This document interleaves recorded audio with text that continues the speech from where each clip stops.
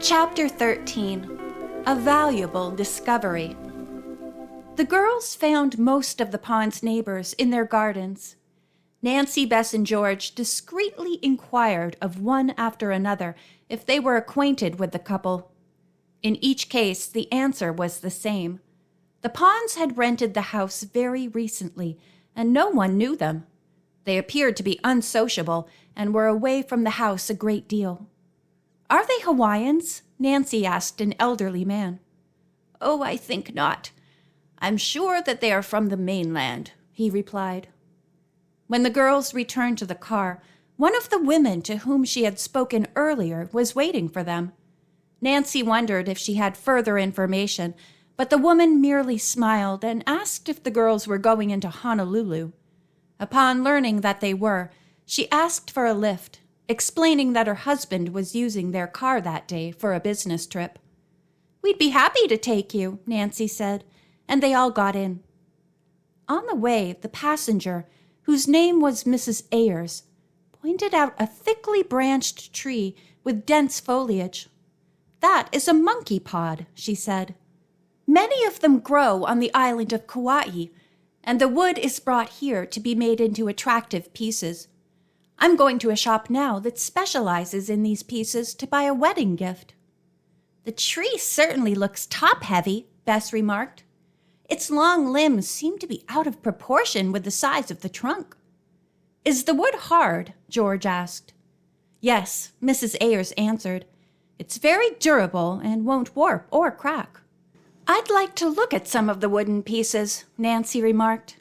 "We want to take home some gifts, and this is a good chance to purchase them." When they reached the Waikiki beach section, Mrs. Ayers told Nancy where to park, and the four walked to the shop. After looking over the many attractive articles on display, George selected a snack server, Bess a tray, and Nancy a salad bowl with wooden fork and spoon. "Not far from here," Mrs. Ayers told the girls, "is an extremely interesting jewelry shop. It specializes in ivory pieces. If you have time, I suggest you drop in there." She went to the door with the girls and pointed out the shop. With a "thank you so much" and an "aloha" to Mrs. Ayers, the three hurried up the street and entered the jewelry store. The display case intrigued the girls. Ivory pins, earrings, necklaces, and bracelets were delicately carved in patterns of various Hawaiian flowers.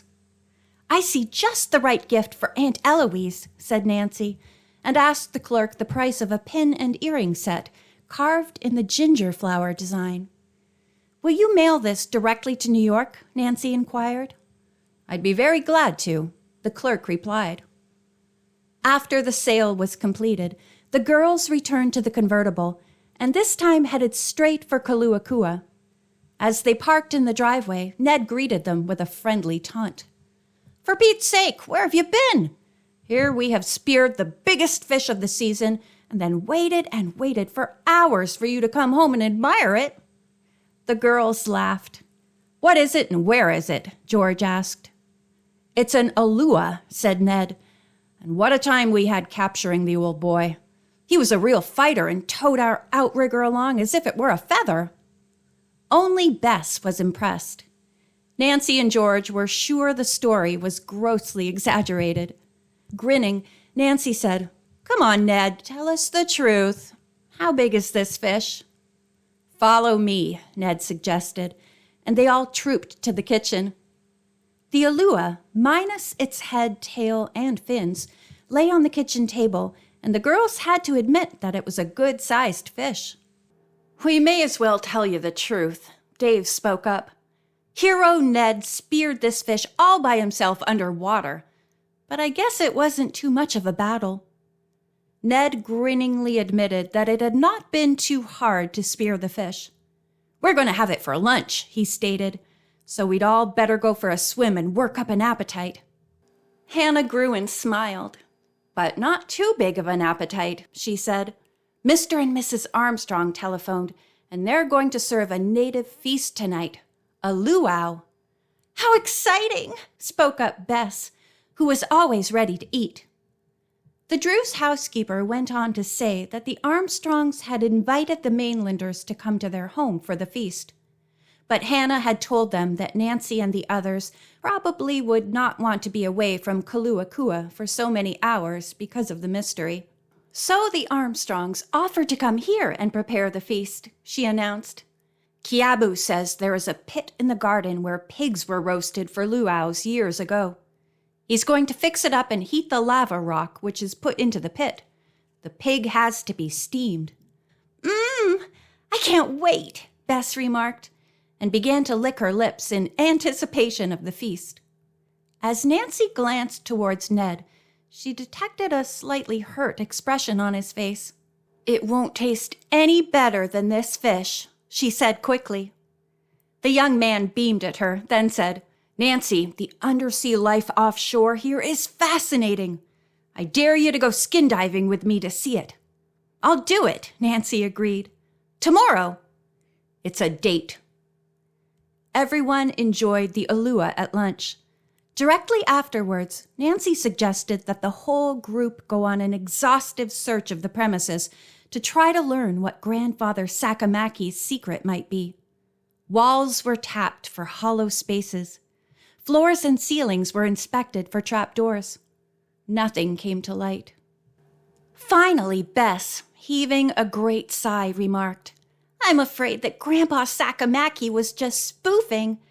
He just didn't want this estate to go out of the hands of the family, so he made up the whole thing." The group was in the living room. George had crawled beneath a heavy teakwood table and was tapping the underside. Suddenly, the others heard her give a squeal of amazement. "I found a hidden drawer!" she exclaimed.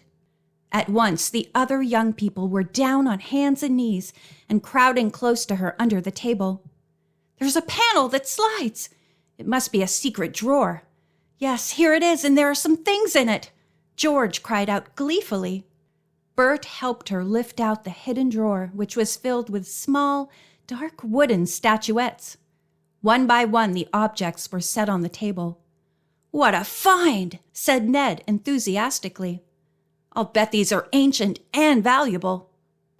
When Kiabu was summoned, he gazed in awe and amazement at the figurines.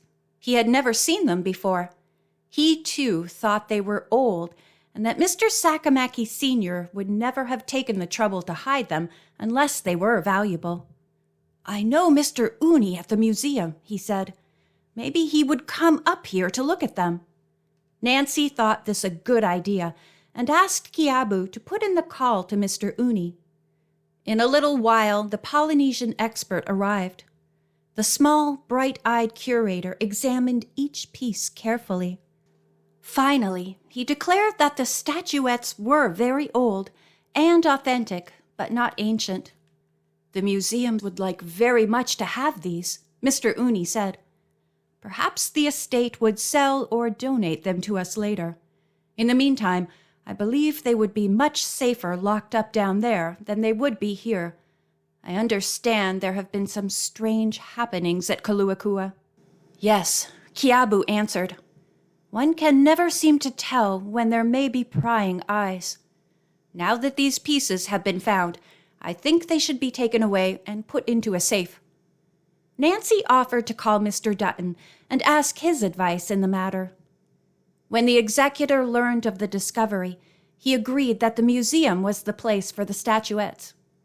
"Miss Drew, will you please write out a receipt with a full description of each piece and ask Mr. Uni to sign it?" he requested. "Also, I'd appreciate it if you'd send someone to the bank with it." "I'll be very happy to," Nancy replied. "I'll ask the boys to accompany Mr. Uni to the museum, then deliver the receipt to you." "Very good," said Mr. Dutton. Kiabu supplied paper and pen, and Nancy wrote down a detailed account of each object. Most of the statuettes represented ancient gods of the Polynesians, but others were of former Hawaiian kings. After the boys had left with Mr. Uni, Kiabu went back to the garden where he had been cleaning out the old fire pit in which the pig for the feast would be roasted. Near it, he had built a raging bonfire in a depression of the garden.